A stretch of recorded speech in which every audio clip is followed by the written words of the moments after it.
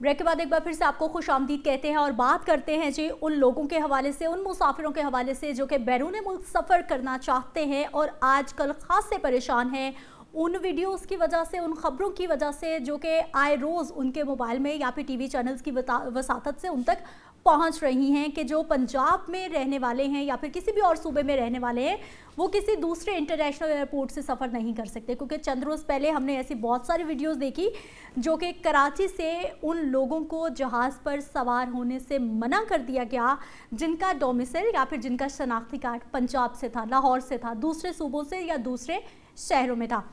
لاہور میں یہ سچویشن دیکھنے کو ملی، اسلام آباد میں ملی اور کراچی میں بھی ملی۔ جو وہاں پر مسافر تھے جن کے پاس ورک ویزاز موجود تھے اس کے باوجود ان کو جانے نہیں دیا گیا۔ اس پر جو ہے وہ بہت سارے لوگوں نے تحفظات کا اظہار بھی کیا، کیونکہ پاکستان کے اس وقت جو بھی بے روزگاری کے معاملات ہیں، ایک بہت بڑی تعداد ہے ایسے لوگوں کی جو کہ دوسرے ممالک میں جانا چاہتے ہیں۔ خاص طور پر اگر ہم سعودی عربیہ کی بات کرتے ہیں، اگر ہم دبئی کی بات کرتے ہیں تو سعودی عربیہ اور دبئی میں پاکستانی بہت زیادہ جاتے ہیں۔ حکام کی جانب سے اس ساری سچویشن میں یہ کہا گیا کہ ان لوگوں کو آف لوڈ کیا گیا جو کہ جن پہ شبہ ہوا کہ یہ ہیومن ٹریفکنگ میں ملوث ہو سکتے ہیں۔ دوسری ریزن یہ دی گئی کہ ان لوگوں کو آف لوڈ کیا گیا جن کے پاس ان کے سکلز کے سرٹیفکیٹ نہیں تھے۔ اب سکلز کیا ہے؟ کوئی پلمبر ہے، کوئی الیکٹریشین ہے یا پھر کوئی بھی ایسا جو ہے وہ، کیونکہ ہمارے ہاں تو بچوں کو بھیج دیا جاتا ہے دکانوں پہ کہ وہاں پر کوئی ہنر سیکھ لو تو تمہیں باہر بھیج دیں گے۔ اب یہ جو چھوٹی چھوٹی دکانوں پر مختلف جگہوں پر جو ہنر سکھائے جا رہے ہوتے ہیں، اس کا کوئی ڈپلومہ، کوئی دستاویز، کوئی اس طرح کی چیزیں نہیں ہوتی۔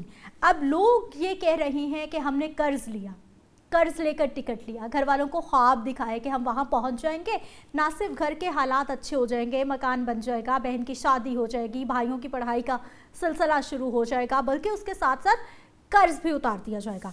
ایف آئی اے حکام کی جانب سے اس پہ نوٹیفیکیشن بھی جاری ہوا جس میں یہ کہا گیا کہ ہم تحقیقات کر رہے ہیں۔ پریس کانفرنس بھی ہوئی جس میں چودھری صالح حسین جو کہ اوورسیز پاکستانی امور کے منسٹر ہیں وہ بھی موجود تھے، اور ساتھ میں ڈائریکٹر جنرل ایف آئی اے رفت مختار صاحب بھی موجود تھے۔ ایک پریس کانفرنس بھی ہوئی اور پریس ریلیز بھی جاری کی گئی جس میں ان کی جانب سے یہ بتایا گیا کہ تحقیقات کی جا رہی ہیں، اور کراچی سے جو ہے وہ 2 آفیسر، سب انسپیکٹر آفتاب شیخ اور انسپیکٹر زرینہ اسحاق کو انہی چیزوں پر عمل درآمد کرنے کی پاداش میں ان کو معطل کر دیا گیا کہ آپ نے مسافروں کو آف لوڈ کیوں کیا۔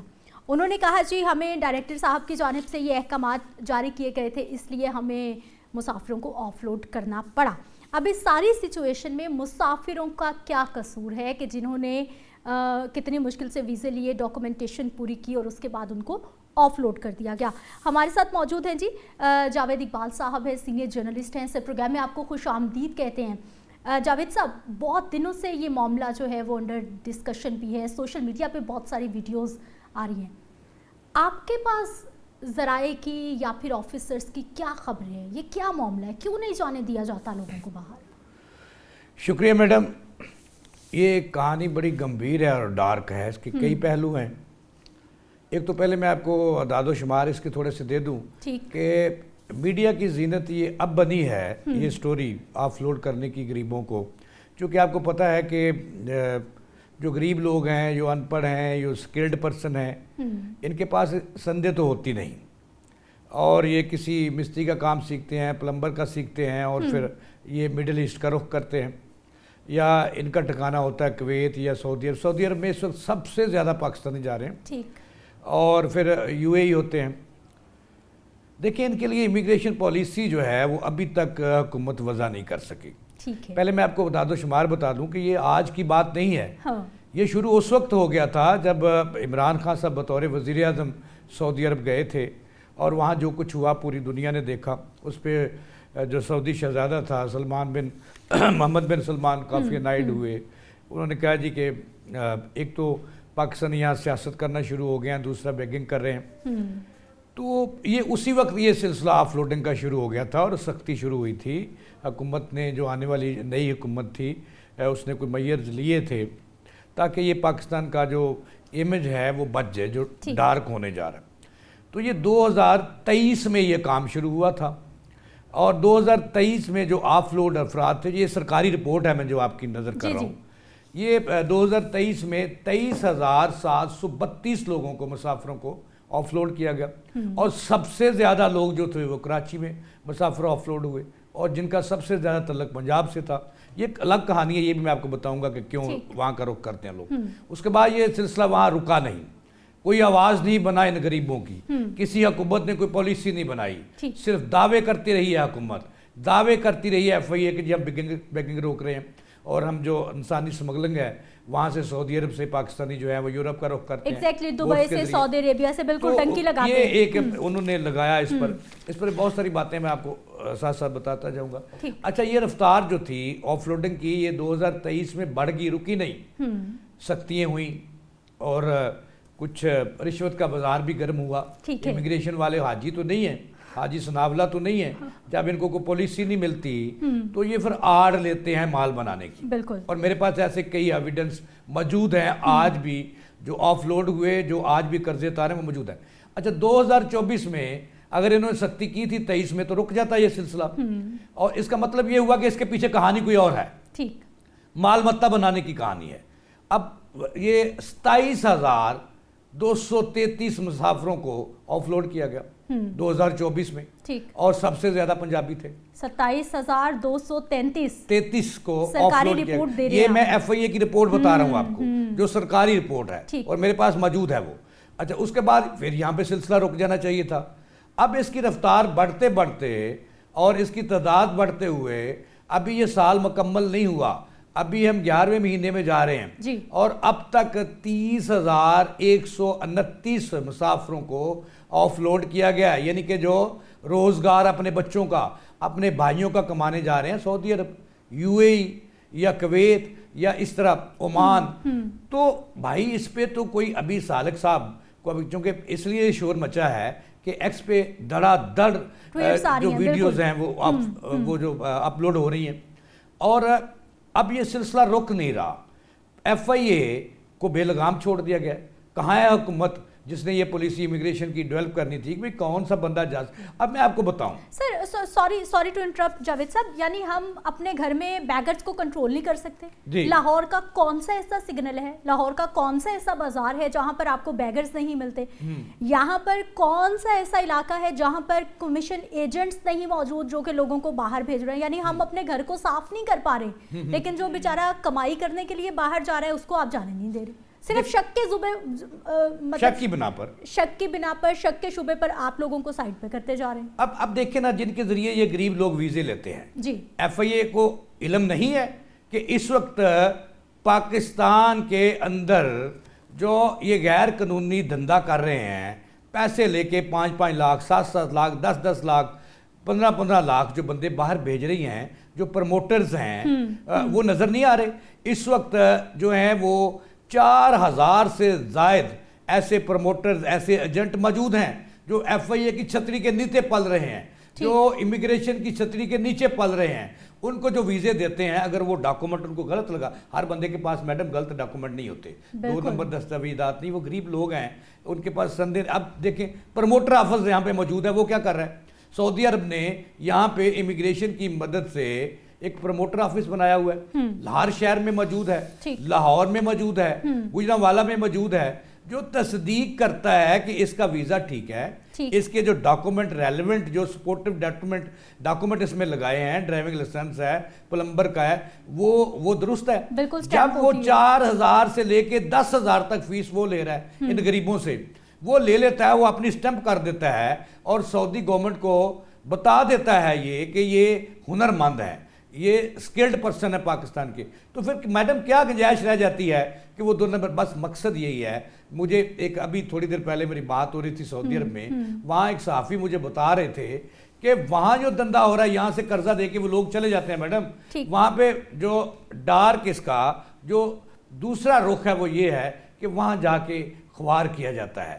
کہ وہ جو سعودی عرب والے ہیں وہ کیوں نہیں پوچھتے اپنے ملک کو, جو کامہ لگانے والی ہیں, جو اجازت دیتی ہیں کمپنیاں, وہاں اس وقت پاکستان سے گئے ہوئے جنہوں نے اپنی ماں کا بہن کا زیور بیچا اور جنہوں نے اپنا گھر بیچا, وہاں پہ میرے پاس ایسے فگر موجود ہیں کہ روم ٹیک خرید دینے والی رپورٹ, وہاں اس وقت 25,000 پاکستانی رول رہے ہیں, جو ان پروموٹرز کو, ان ایجنسیوں کو, ان ایجنٹوں کو ویزوں کے پیسے دے کر گئے ہیں اور وہاں ان کے پاس جاب نہیں ہے.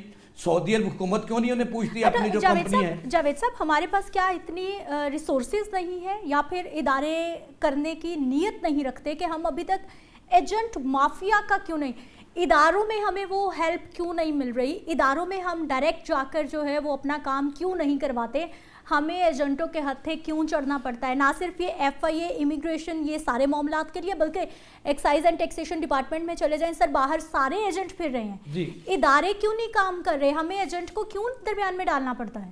دیکھیں یہ مڈل مین ہے اور ان کے لنکس ایف آئی اے کے اندر, میں دعوے سے کہتا ہوں کہ ایف آئی اے کے اندر ان کے لنکس ہیں اور اداروں کے اندر ان کے لنکس ہیں, اور میں سعودیہ کا نام لوں گا, وہاں میرے پاس ثبوت ہیں, وہاں پہ ان کے لنک ہے. میں شرکا عبداللہ کی بات کرتا ہوں, انہوں نے پچھلے 1 سال سے سعودی حکومت اس کو بلیک لسٹ قرار دے چکی ہے اپنی کمپنی کو.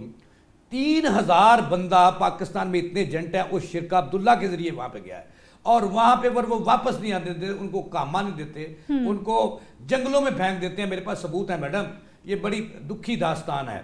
تو وہاں پر پھر وہ واپس نہیں آنے دیتا. واپس کیسے آتے ہیں؟ پھر وہ لڑائیاں لیتے ہیں, جب وہ بھوکے مرتے ہیں تو وہاں پہ شرطوں سے لڑتے ہیں, قانون کی وائلیشن کرتے ہیں, پھر وہ شرطیں کئی ماہ غریبوں کو جیلوں میں رکھ کر اگر ادھر سے بچ جاتے ہیں تو ادھر مار پڑتی ہے, پھر انہیں واپس بھیجتے ہیں, ڈیپورٹ کیا جاتا ہے, ڈیپورٹ کر دیا جاتا ہے کہ وہ کہتے ہیں ہمیں ڈیپورٹ کر دو. جاوید صاحب, آپ کے پاس اتنی انفارمیشن ہے, ہم اس طرح سے بات کر رہے ہیں, روزمرہ روٹین میں باہر نکلے, ایجنٹوں سے ملتے ہیں, لوگوں سے, اداروں کے پاس کیا یہ انفارمیشن نہیں ہے؟ اداروں کو کیا پتہ ہی نہیں ہے کہ کیا ہو رہا ہے؟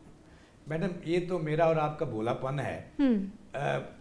جب اللہ معاف کرے ہماری فوج جو ہے وہ دہشت گردی کے خلاف جنگ لڑ رہی ہے اور ہم حالت جنگ میں ہیں, جب ایک جنوبی وزیرستان سے کوئی وہاں سے منفی ذہن والا نکلتا ہے تو ہمارے اداروں کو الحمدللہ اتنے ہمارے ادارے باخبر ہیں کہ ان کو پتہ چل جاتا ہے کہ وہ جو 7 بندے نکلے تھے ان کا رخ کدھر ہے, جو فتنہ ہندوستان کے لوگ تھے ان کا رخ کس طرف ہے.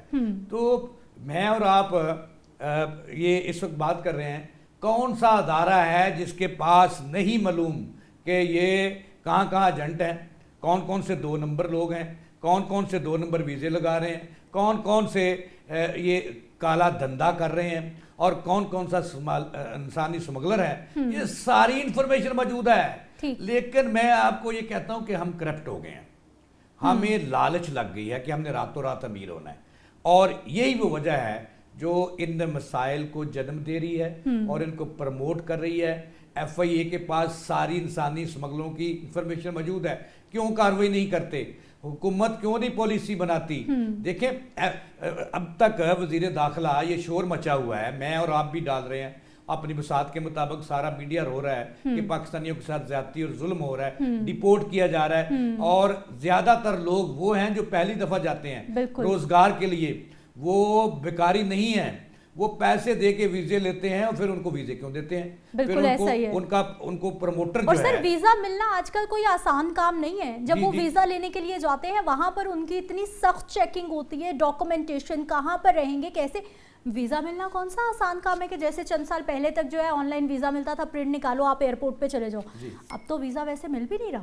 دیکھیں یہ بہت مشکل ہے, اور یہ جو چھوٹا موٹا مافیا تھا اس نے ہمیں بدنام کیا ابو ظبی میں کہ اس کی گورنمنٹ چیخی پاکستان حکومت سے کہ اپنے بندوں کو روکو, بیکاریوں کو روکو, بیگنگ کرتے ہیں.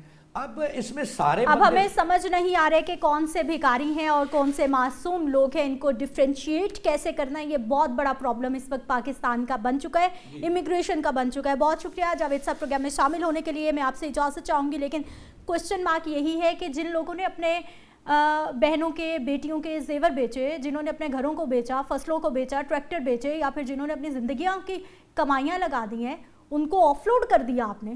اب آپ دوبارہ ان کے باہر جانے کا انتظام کریں گے؟ سب سے بڑا کوشچن مارک ہے. اجازت دیجیے, کل کے پروگرام میں ملتے ہیں. اللہ کے نگہبان.